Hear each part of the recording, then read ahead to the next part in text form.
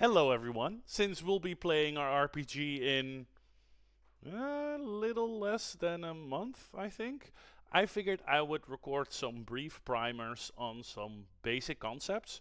And I figured a video might be more fun than me just posting a whole wall of text. I'll try to keep it brief, not my strong suit, but I'll do my best. This is not about any particular system, it is more about the basics of how a game like this works. So, a brief introduction to TTRPGs by me, Lars. So, we'll be playing with players and a dungeon master. These are two separate roles. There is one dungeon master, and our case, 4 different players. I will be the dungeon master, and yeah, together we are trying to have a good time. And that means that I will try to give you guys a fun time, but I am also, making sure that I'm having a good time and I get what I want out of it because we're all playing together. But the main goal is to have fun and to, tell a story together as it develops. Separately from that, we have some differences in our division of labor. Each of you will be playing your player characters. You will be responsible for one character within this world.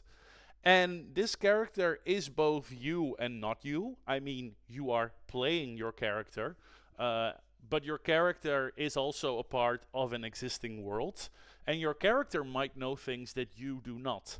More on that later, but keep in mind that you can always ask me, the dungeon master, about things that your character might know. And I can tell you, because I am all the other characters. So if you go into a bar, I am the barkeeper cleaning the glass, I am the sexy bar maiden, and I'm the weird guy in the corner.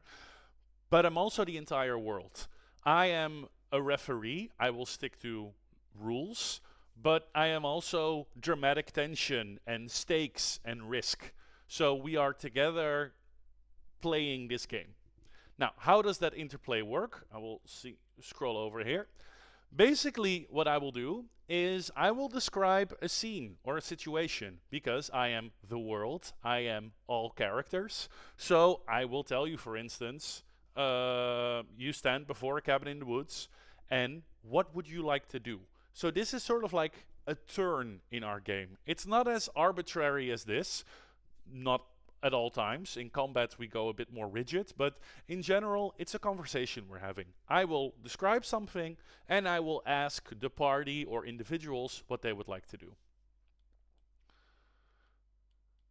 They can then state, let me zoom in a bit there, each player their intent, but not their action. Because remember, you are in a world, and the world contains certain things based on how I'm running the game.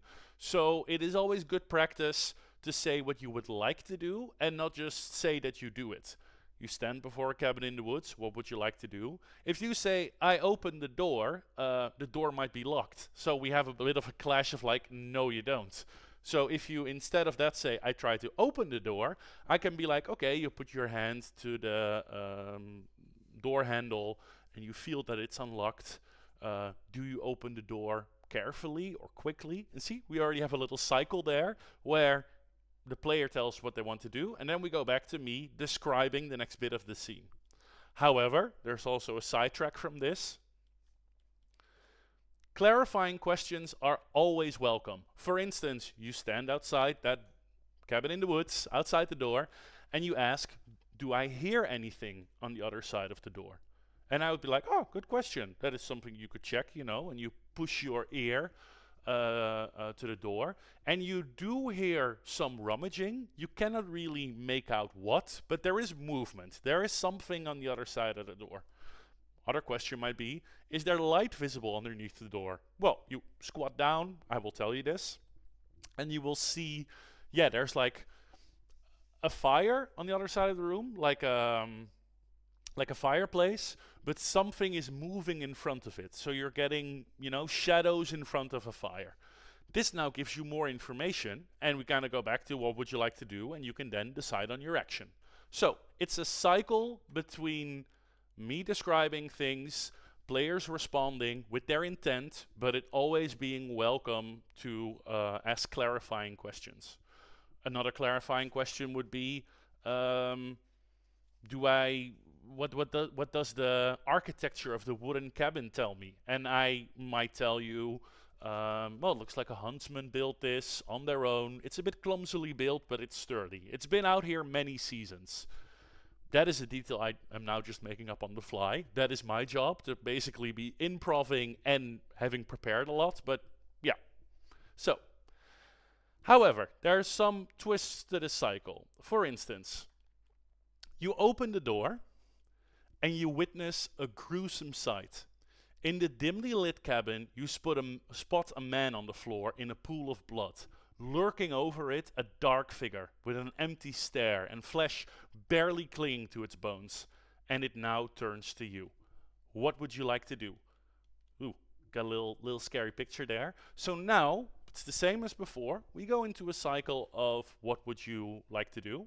And I go to the player. As I said, it works best if you state intent. In this case, saying I kill it is a bit up in the open. Like, that's a lot of actions, and we don't know if they would succeed. You can state the intent, well, I want to draw my sword and attack it, or wait to see what it does, or etc. This also brings us to actions that have an uncertain outcome, because you play a character, and your character has certain properties. You might be quite athletic and strong in real life, but for this game you might be like, oh, I want to play a wizard who is good at magic, but not very physically strong. So there can be, of course, differences between you and the character that you play. In this case, we check the properties of the character, and that's where we roll some dice to see if an action succeeds or fails. So, if an outcome is uncertain, we roll dice. This can involve the properties of your character. Are you strong enough or are you quick enough? But it can also just involve random bits of chance. I always like adding a bit of random chance to games, so it also surprises me, for instance. If you go on a travel, I might roll on the table to see what kind of weather it is today, and that gives interesting results. Or you might check someone's pockets if they have any valuables, and I'll roll a die to see if they have valuables. All in all, it's still a cycle, because after rolling the die, we go back to describing the scene, and I will tell you what happens next. If you draw the sword and attack, we might go into a little combat subsection where we check, are you fast enough and how hard do you hit it, etc.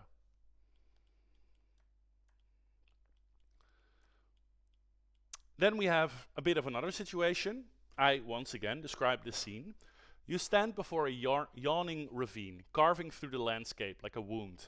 The rotting remnants of a rope bridge are visible on either side of the chasm. The road continues beyond, but for now you are stuck. What do you do? And here, I kind of want to demonstrate you have like multiple options. For instance, you could be like, well, I tried to jump, which is very straightforward. Outcome is uncertain. Are you fast enough, strong enough for this? I might also just say, sort of as the voice of your character, well, you know that you cannot make it. Like, it's an impossible distance to jump. I could tell you that. That is not me trying to fuck you over. That is just the consistency of the world. If I pictured it as a certain size ravine, I will tell you. I will not say, oh, you jump and you die. I will try to inform you of the risk, so when you do something risky, you know what's at stake. So I will tell you roughly the odds, or what is involved, and what the outcome would be. In this case, I would say if you try to jump, it's unlikely that you'd make it. We might just roll a simple 6-sided die, and I might say, well, only on a 6 you would make it. And I will tell you that, and you can then be like, yeah, no, those are terrible odds. And in this case, I would tell you, outcome uncertain, but the risk would be death, like you would fall to your doom. Another option is, okay, I described the scene, ravine, rope bridge, etc. And you say, I'll tie one end of a rope that I brought to my waist and the other one around a tree, and I will then try to jump. Well, if you fall, you still plummet down, but you would hit the side of the ravine wall. And in this case, the outcome is uncertain and we roll dice, but the risk you now have is serious injury and not death. We're still not talking about like the game system or the rules, but this is just a way to show how with logical problem solving and engaging with the world and trying to imagine it and acting upon that, you can play the game and have better outcomes. And then finally, I want to try and make a grappling hook. Can I tie one end of a rope around like a rock? Is there a rock laying around? And can I throw that to the other side and maybe like try to swing and hook it around a tree? Well, we might still roll dice for that. Would be like, nah, there's no rocks available because, as you know, or clearly there's a rock available, of course. But it's still a difficult throw to make, you know, and you might lose your rope if you fail. Like it might get stuck and whatever. But the risk of that roll is now you fail, but at least you don't die. So that is in brief how that section works. So to summarize, we have players and we have a dungeon master or a game master of sorts. We all try to have fun, but we have different roles. I will always describe a scene and I will give everyone a turn to describe what they would like to do, or they can always ask clarifying questions. If there's risk involved, we will roll dice, and there are rules for that, but don't worry about that just yet. And then finally, you can make situations better for yourself by engaging with the world and trying to think about it logically and just, coming up with clever stuff. There might even be a solution to this problem where the steps you lay out are so smart that it basically does not involve risk. And I might just be like, okay, yeah, you crossed the chasm. There's nothing I can do against that, you know? So, just some general thoughts, but till the next one.